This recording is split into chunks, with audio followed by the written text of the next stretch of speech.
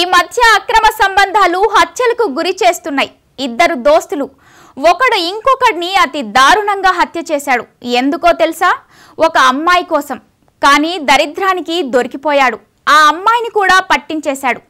హత్య చేసింది నిజంగా అమ్మాయి కోసమేనా?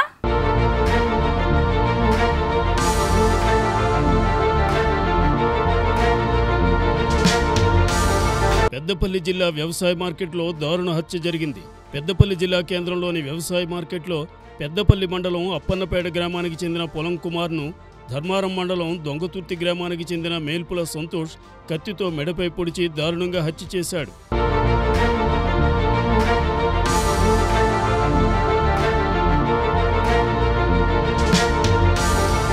సమాచారం అందుకున్న పోలీసులు సంఘటనా స్థలానికి చేరుకుని వివరాలు సేకరిస్తున్నారు. నిందితుడితో పాటు ఓ మహిళను పోలీసులు అదుపులోకి తీసుకుని స్టేషన్కు తరలించారు. హత్యకు గల పూర్తి కారణాలు తెలియాల్సి ఉంది. వివాహేతర సంబంధమే హత్యకు కారణమని భావిస్తున్నారు.